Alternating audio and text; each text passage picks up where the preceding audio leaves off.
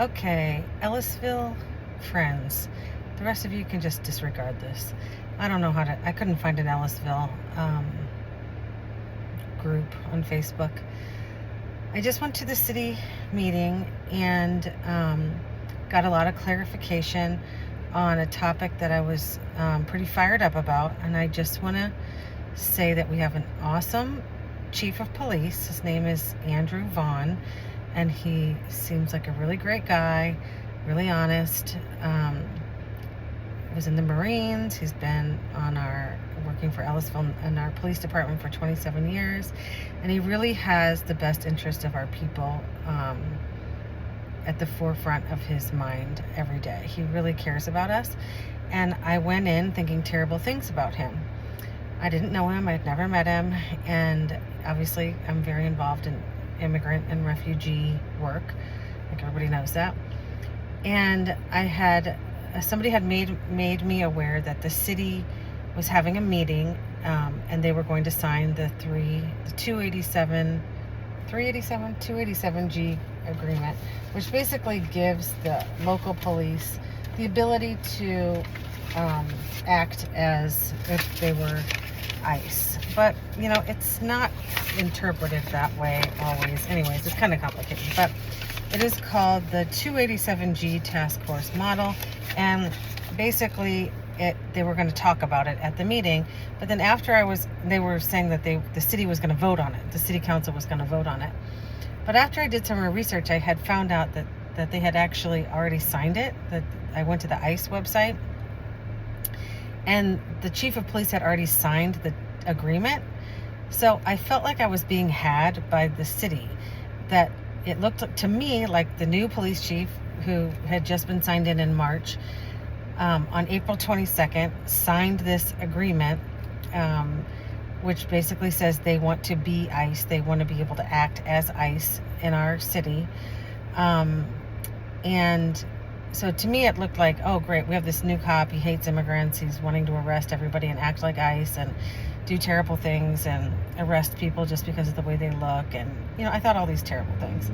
And I was mad. I was thinking, oh, he's just was on his agenda. He just became police chief and now he hates immigrants and he wants to arrest them and turn our city into a we hate immigrant city. And then I went in mad at the city council because they were acting like they were just now voting on it when it had already been signed. So I felt like they weren't being forthcoming and they weren't being transparent, and that I basically had been had. And I was mad because I feel like I really like where I live. I trust where I live. I feel like we're open to all cultures, and I've never had a bad vibe about my city until I really thought I'd been had. I really thought behind our backs, behind the city's back, they had signed this agreement, and then they were pretending like they didn't, and then they had to have this vote with the city council to pretend like they were voting on it. And actually, if I hadn't brought it up, I think that I'm not sure what had happened, but I did bring it up and I was able to speak at the meeting. And it was a little awkward because you can tell the city attorney really had not educated the rest of the city council on the reason that they had to vote on it is because the police chief did not have legal authority to sign that document. And so this new amendment, this new document that they were talking about at the hearing, this bill number, Bill 3873, was basically to just authorize the chief of police to execute on behalf of the city. And they didn't even know that. The city council people didn't even understand that something had happened that was illegal. The chief of police did not have the right to sign that document, and the city attorney had not educated the people, the city council, on the fact that something illegal had happened, and that it wasn't that the document that had been signed wasn't even legal because the chief of police had no right to sign this document on behalf of the city. The city had to approve it. So this new bill was to correct a mistake, and the attorney had not even explained that to the people on the board, the city council.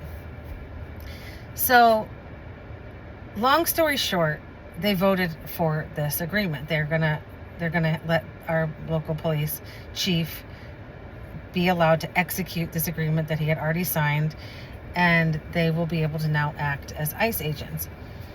But what people didn't see is that our chief of police got up and explained why he feels it's the best method to keep our city safe, and that they will not be profiling, they will not be targeting, they will not be pulling people over just because of the way they look, and that it really is to just, when and if they have a felony or a serious misdemeanor, and that person is here without documentation and came here illegally, they can process it without waiting for ICE to be called in, which could take days to weeks.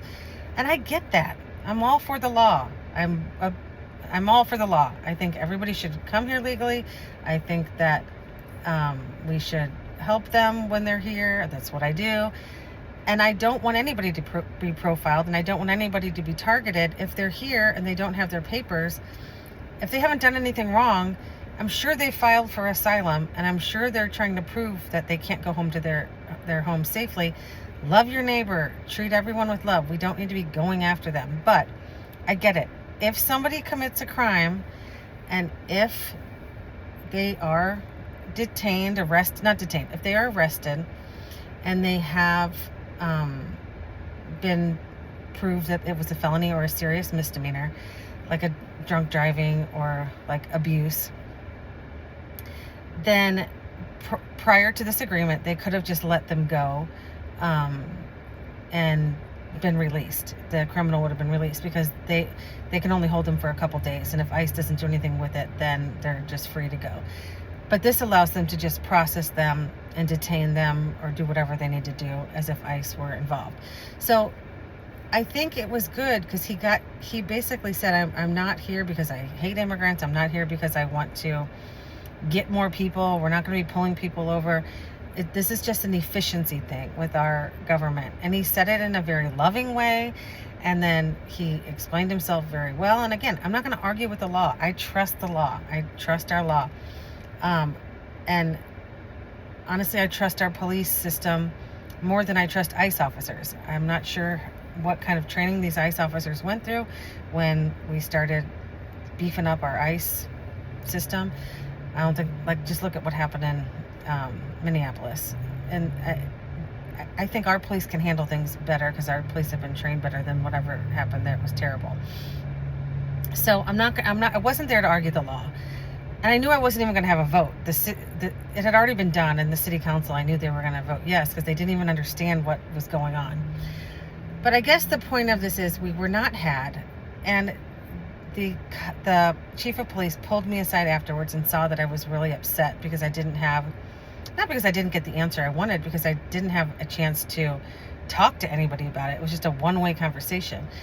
And then he gave me 20 minutes of his time to have an amazing conversation afterwards, where he apologized for making the mistake, that he signs MOUs, he signs memorandum of agreements, of understandings all the time, and he just signed it because he thought it was what was best for the police department.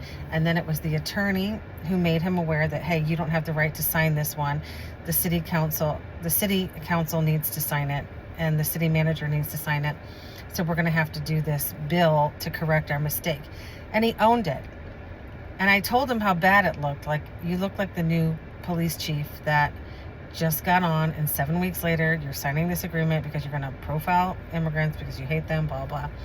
And he said, I said, I think you need to correct that in your communication. I think you need to fix that situation and put it out in the newsletter, the city newsletter, and tell people that you're not out to get them, you're not out to be profiling people and targeting them, and that you're here to protect us, and that this is just a faster way, a more efficient way of processing felonies that don't have documentation. We all get that. So I think he's going to work on that. He's going to work on getting with the city and getting communication out to us that this was not intentional. This was not to be deceitful, that I had not been had. and that nothing was done behind our backs intentionally, which is what it kind of looked like. I still feel like the attorney should have explained this to the city council. They clearly didn't know that. They clearly did not know it was their responsibility to sign this agreement. That's a little concerning. Why isn't the city attorney explaining this to them prior to voting on it? That part I'm a little concerned about. But from a safety perspective, I just want to let everybody know we have a really ethical, really strong, really capable chief of police in Ellisville, Missouri, and nothing shady's going on. So hopefully I don't know if anybody else is even following this 387G, 287G thing. I know I am, because I care so much about refugees and immigrants, and it's my passion. And I know that most of the people who are here because they can't safely return to their country, and I want to help them. Even the people that don't have proper documentation, if they are paying taxes, if they're law-abiding, if they're not doing anything wrong, and they probably have an open asylum case trying to get into the courts to prove that they can't go back to their country because it's not safe, it's fine. Let them be here. They're not doing anything wrong. Let them follow the process. Let them follow the law. Let them get their turn in court to defend themselves. That's what our country should be. We should be a place of refuge. We should be a place of offering to help them. We need to love our neighbor. Isn't that the kind of country that you want to live in? It's the kind of country I want to live in. And it made me feel better to hear that our chief of police isn't out to get everyone, which I'm not sure I can say that about ICE. So this is just a really long message, and I don't even know who's going to watch it, but I'll just provide a link in case anybody wants to hear what happened, because I thought it was valuable. And I'm proud of our city of Ellisville, and I was super embarrassed by our city of Ellisville when I first went into that meeting, because I don't want to be a city of haters, and I want to be part of a loving and accepting community. And I left feeling better. So anyways, that's my 2 cents. Okay, thanks everybody.